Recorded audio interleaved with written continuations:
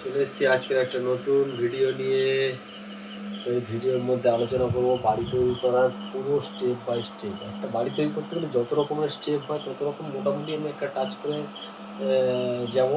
তবে সমস্ত বিষয়ে একেবারে ডিটেলসে আলোচনা করা যেতে পারে না। ডিটেলসে আলোচনা করতে গেলে এক একটা পার্ট নিয়ে আলোচনা করতে হয়।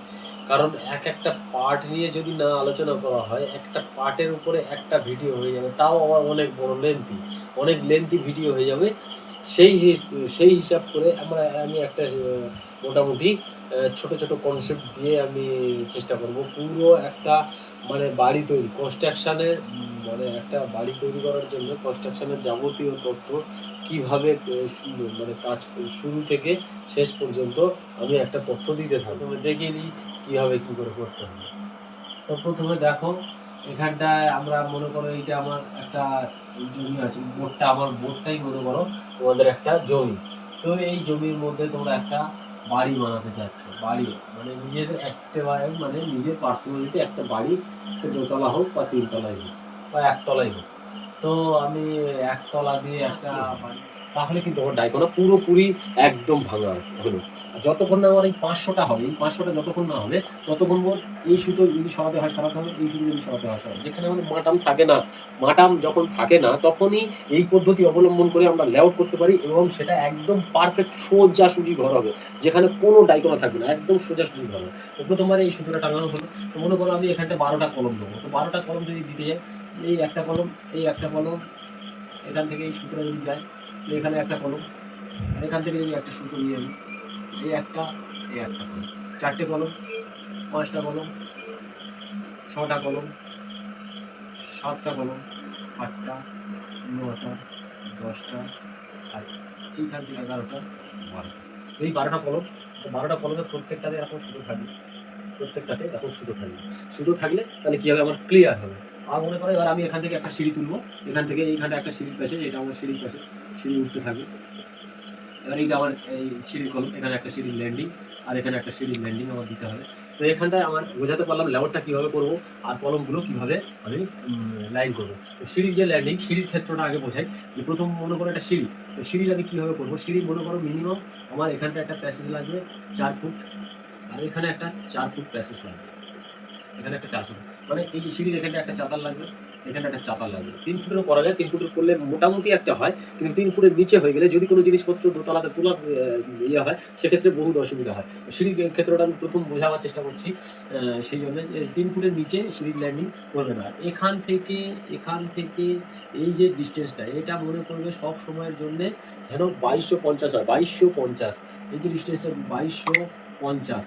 তার কারণটা বলছি, আমাদের সচরাচর বর্তমানে যে বাড়ি ঘর হচ্ছে, নিজেদের যে পাবলিক বাড়ি হোক বা বিল্ডিং এর ক্ষেত্রে হোক, সব ক্ষেত্রেই কিন্তু আমাদের এখন ঘরের হাইট হয়ে যাচ্ছে, এই ঘরের হাইট হয়ে যাচ্ছে আমাদের কিন্তু এটা ১০ ফুট, ১০ ফুট, ১০ ফুট।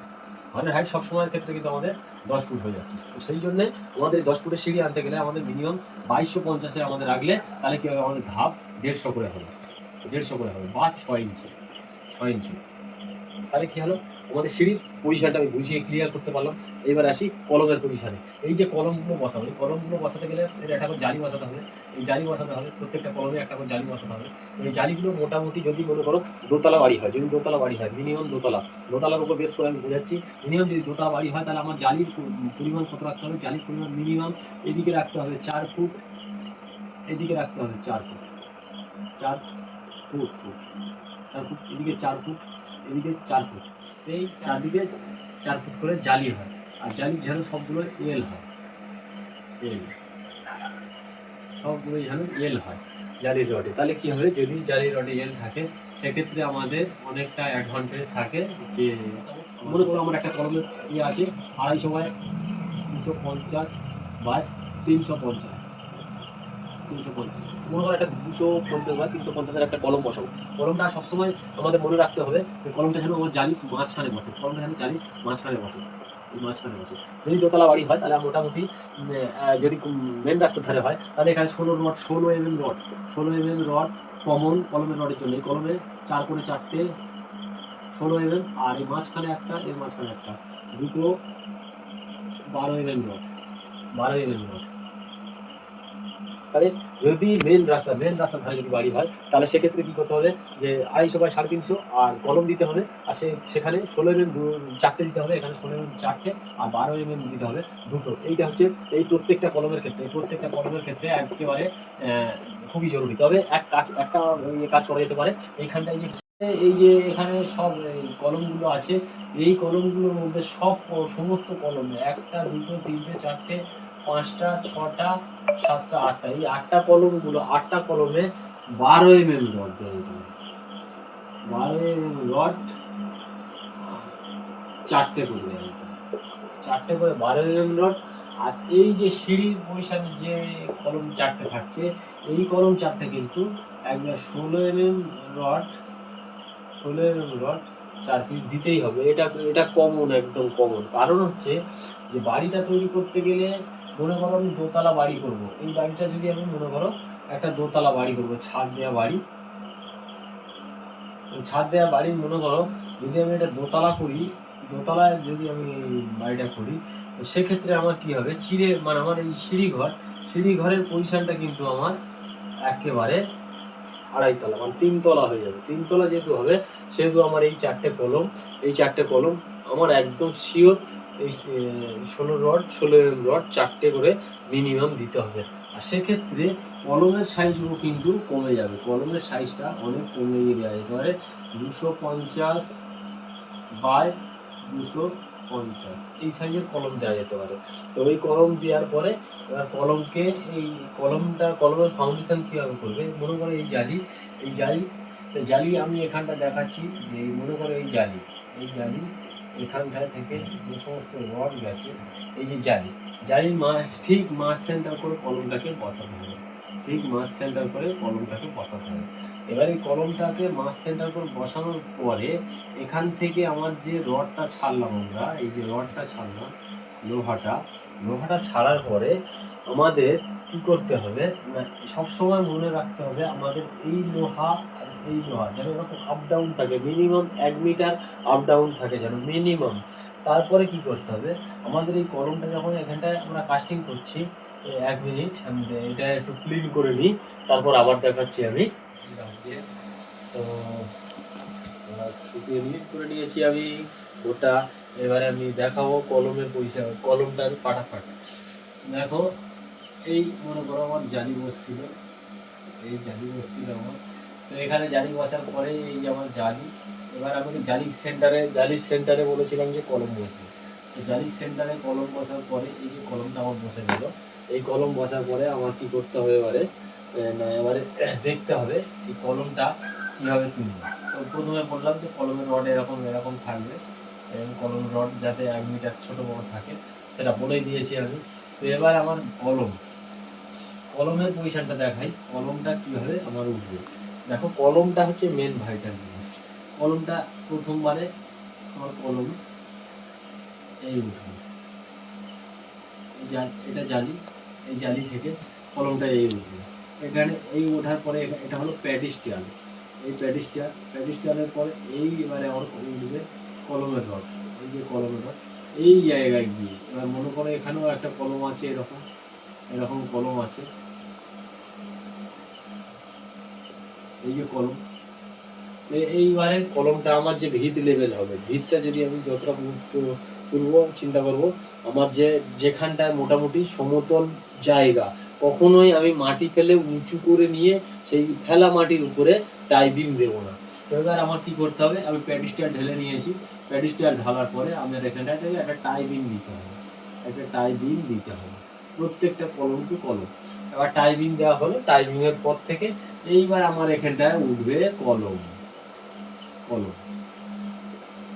এবার আমার এখানটা টাইমিং হওয়ার পরে এখানটায় উঠবে আমার কলম। এটা হচ্ছে 250 বাই 250।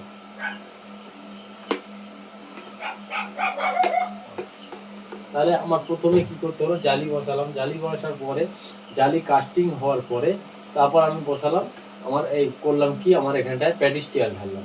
প্যাডিস্টিয়ালটা কীরকম হয়, কলমের সাইজ যদি 250 হয়, মিনিমাম সব থেকে কম যেতে হয় সেটা হলো 350 বাই 350, 350x350 প্যারিস্টাইল ঢাললাম, তারপরে আমার গিয়ে উঠবে কলম। এই হলো কলমের পদ্ধতি। এইবারে আমার যখন ছাদ লেভেলে গেলাম, তো ছাদ লেভেলে গিয়ে এখানটায় আবার আমার ডিম পড়বে। ডিম মিনিমাম যদি কম ডিম দেওয়া হয় 300 ডিম দিলে সব থেকে ভালো হয়। কিন্তু অনেকে আছে একেবারে গ্রামের দিকে কোনো ভাইব্রেশন নেই, কিছুই নেই, তার জন্য কি করে, ভাইব্রেশন না থাকার কারণে এটা 250 ডিম দিয়ে চালায়। কিন্তু সেক্ষেত্রে 16 রড আমাদের দেওয়া খুবই জরুরি। 16 যদি নাও হয় তাও 12 রড মোটামুটি 6টা করে অঞ্চু, মানে উপরে টপে 3টে আর বটমে 3টে যদি 12 রড দেওয়া হয় তাতেও আমাদের হয়ে যাবে কাস্টিং। এবারে এইটা কাস্টিং হয়ে গেল। কাস্টিং হয়ে যাওয়ার পরে এবার আমাদের এই কনসেপ্টটা আমি ক্লিয়ার করতে পারলাম। এবার সিঁড়ি, মনে করো সিঁড়ি আমার 2 হাত সিঁড়ি উঠবে। সিঁড়ি প্রথমবার এইভাবে উঠলো, আবার এইভাবে গিয়ে ছাদে উঠলো। তো এবারে এখানটায় এইখান থেকে আমার সিঁড়ি উঠছে, এখান থেকে সিঁড়ি উঠছে, সিঁড়ি এখান থেকে আমার এই হাফ ল্যান্ডিং, এখানটায় গিয়ে একটা চাতাল হবে, এখানে একটা চাতাল হবে, আবার এইটা গিয়ে ছাদে আমার এই জায়গায় গিয়ে একটা চাতাল হবে, এই জায়গায় গিয়ে একটা চাতাল হবে। তো এখান থেকে এইটাও একটা হাফ ল্যান্ডিং। তো হাফ ল্যান্ডিং মনে করো 10 ফুট আমার ছাদের হাইট যদি 10 ফুট থাকে, টাইমিং থেকে আর এই পর্যন্ত যদি মনে করো 3 মিটার বা 10 ফুট, 3 মিটার বা 10 ফুট, এই 10 ফুট হাইট হয়, তাহলে এইখান থেকে যেটা আমি সিঁড়িটা তুলছি, আমার এইখানটায় যে চাতালের যে কাস্টিং হয়ে যাবে, সেই যে কাস্টিং হবে, সেই কাস্টিংটা হবে আমার যদি 3 মিটার হয়, 3 মিটার যদি হয় তাহলে আমার কাস্টিং যাবে 1500 আমার কাস্টিং দাঁড়াবে, হয়ে যাওয়ার পরে ফিনিশিং হবে 1500। আর যদি আমার 10 ফুট হয়, তাহলে এই যে আমার এটা চাতালের টপটা হবে কাস্টিং হওয়ার পরে আমার এটা হবে আমার গিয়ে 5 ফুটে আমার দাঁড়াতে হবে। আর সিঁড়ির এই যে মেন পার্ট বিল্ডিং এর বা বাড়ির মেন পার্ট হচ্ছে সিঁড়ি এইখানে মনে করো এই ধাপ, সিঁড়ি এখান থেকে এটাও মনে করো ধাপ, তো এই যে সিঁড়ির ধাপের তলায় যে চাতালটা হবে, এটা 125 মিনিমাম, 125 মিনিমাম কাস্টিং হওয়া দরকার, 125 মিনিমাম কাস্টিং হওয়া দরকার। আর এই যে চাতাল, এই চাতালটাও সেম 125 কাস্টিং হওয়া দরকার। এইটা একদম পুরো কমন জিনিস, এটা একদম মাথায় রাখতে হবে। আর তারপরে কি হলো, এটাও সেম 125 করে যেন কাস্টিং হয়। তো কাস্টিং হয়ে যাওয়ার পরে এই সিঁড়িটা গিয়ে মনে করো এই এখান থেকে যদি আমার এই মাঝখান থেকে যেটা আমি দেখাচ্ছিলাম, মাঝখান থেকে অনেকে সিঁড়ি করে, আবার অনেকে করে ধারে থেকেও সিঁড়ি করে। আমি মাঝখান থেকে যদি সিঁড়ি তুলি তাহলে মনে করো এটা আমার চাতাল, তো এই চাতাল থেকে এখানে একটা আমার চাতাল হবে, এই চাতাল থেকে আমার সিঁড়িটা এইভাবে উঠবে, আবার এই চাতাল থেকে এখানটায় গিয়ে আমার ছাদে গিয়ে একটা চাতাল হবে। তো এইখান থেকে এই সিঁড়ি। তো এই হলো সিঁড়ির কনসেপ্ট, কলমের কনসেপ্ট, আর গিয়ে ছাদের কনসেপ্ট। ছাদের রড ব্যান্ডিং নিয়ে আমি একটা বিশেষ ভিডিও দিয়ে রেখেছি, কিভাবে রড ব্যান্ডিং করতে হয়, কভার ব্লক কিভাবে দিতে হয়, বিম কি করে প্লেস করা হয়, আমার প্রত্যেকটা ভিডিও দেওয়া আছে। আর যদি বিষয়তে কিছু জানতে হয় কমেন্ট করবে, শেয়ার করবে, আর তোমরা আমাকে লাইক করবে, তাতে আমার ভিডিওটা বানাতেও খুবই ভালো লাগবে। তো আজকের এই পর্যন্ত, তোমাদের আবার দেখা হবে নতুন কোনো ভিডিওতে।